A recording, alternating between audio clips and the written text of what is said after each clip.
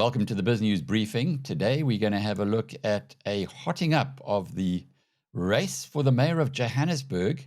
It's still a year away from the elections, but it looks like Herman Mashaba is going to throw his hat in the ring, and he's already giving Helen Zille some gears. We'll find out about that in our top story tonight. Also, coming up in the program, we will be having a look at a very ill-conceived chrome tax from the ANC government. Taxes don't work, or don't always work, but they certainly never really work when you're trying to generate foreign exchange from exports. But the ANC wants to charge 25% on all chrome that is exported from South Africa at a time that the ferrochrome industry here is collapsing. We'll also have the latest news headlines for you. But let's kick off with today's big story. There has been a lot of bad blood between Helen Zille and Herman Mashaba. Now, you don't know the truth because it's a he said, she said, quite literally in this case. But I spoke with Helen Zille earlier in the week, and she gave one side of a story. And then yesterday had the opportunity to talk to Herman Mashaba.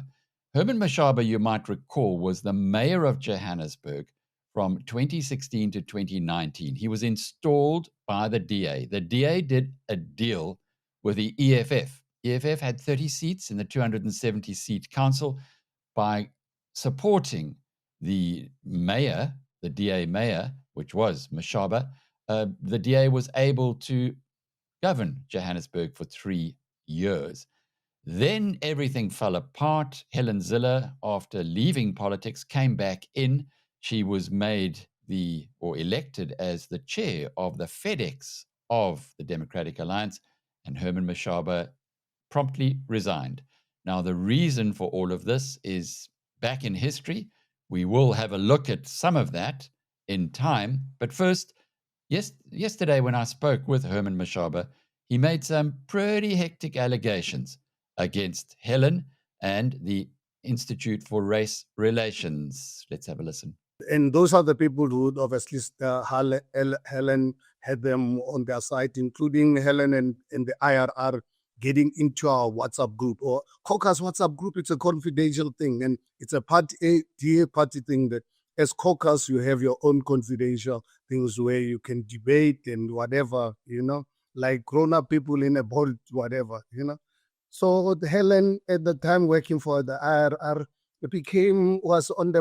discovered when I released, I exposed the secret meetings. Them and the IRR made a fundamental mistake sharing some of my utterances. Mm-hmm. Well, the guy who shared those utterances is still with the Institute for Race Relations. His name is Herman Pretorius, so Battle of the Two Hermans. And here's what he told me this morning. Helen, after leaving the DA, had a short stint with the IRR as a research fellow, and then, of course, got elected back into the DA top leadership, at which point she had to leave the IRR because you can't be an elected representative and work for the IRR. So one can almost understand the conspiratorial tones, but where things get really fictitious is when Mr. Mashaba repeats these ideas that there were secret meetings and that the IRR was playing a role. I wish I was that powerful, but I was at that stage a young analyst with a slightly better hairline and little experience. And I received these screenshots, and I thought, this is fascinating, a look into the party that at that time I used to support. So Mr. Mashaba is, at the very least, one can say he has a vibrant imagination. Well, the war of words has already begun, and there is no doubt that it's going to be quite a bit of duking it out over the next year. Remember, Helen Zille was elected mayor in Cape Town with a coalition. I think it was a 10-party coalition. She managed to keep that together, do well enough for the DA to get a majority in Cape Town, something that it has not lost since. She has taken a huge gamble. She's in her 70s now. This is her last hurrah. She was born in Johannesburg, worked in Johannesburg, and, well, for most of her life, spent it in Johannesburg. only moving to Cape Town later on. And although she's best known for her stint as the mayor of Cape Town and the premier of the Western Cape, she is wanting to give the Democratic Alliance a foothold, perhaps a big turnaround in Johannesburg. But a stumbling block is the former mayor. The DA doesn't seem to be taking ActionSA as seriously as Herman Mashaba is. The DA seems to believe that ActionSA is a spent force and that the 44 seats, remember, out of 270 in the Joburg Council, quite a hefty chunk, are not going to be retained.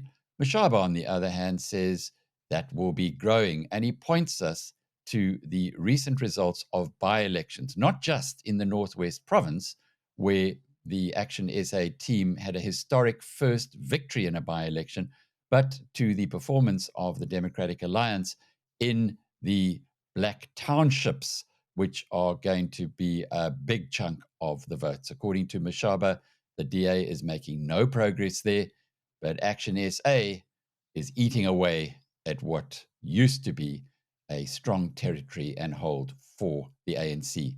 Interesting developments. Like a soapy breakup scene, selling your car can be an emotional experience. Just how dramatic was the car selling experience? Not dramatic at all. I did my research and We Buy Cars was by far the best price. Very not dramatic. But I like drama. I was standing there watching my phone, waiting for the money to get in, and there it was. Yes. Car, driving. We Buy Cars, the easiest way to sell your car, by far. I wouldn't mind a little more drama. Anybody bring me some tears?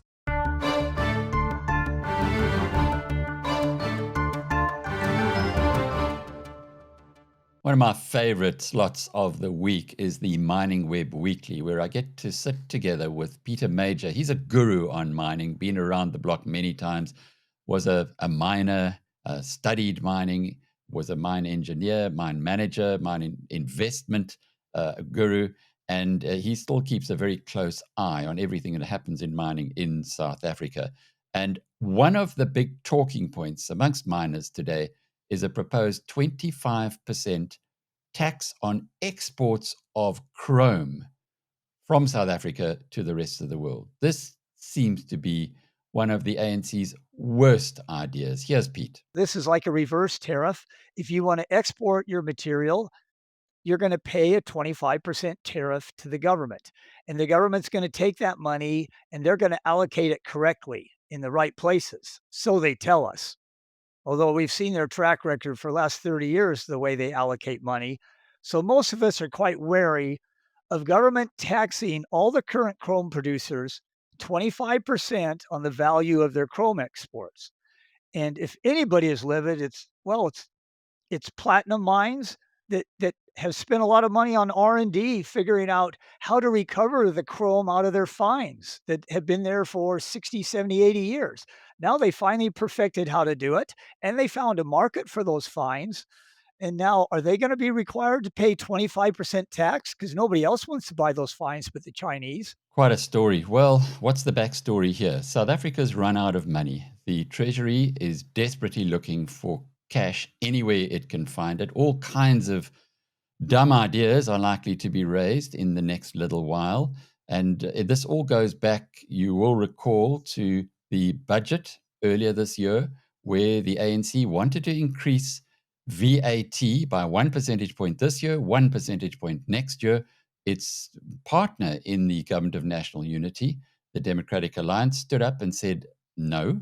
That led to a near collapse of the Government of National Unity. Somehow they managed to keep it together, but eventually the ANC had to back down.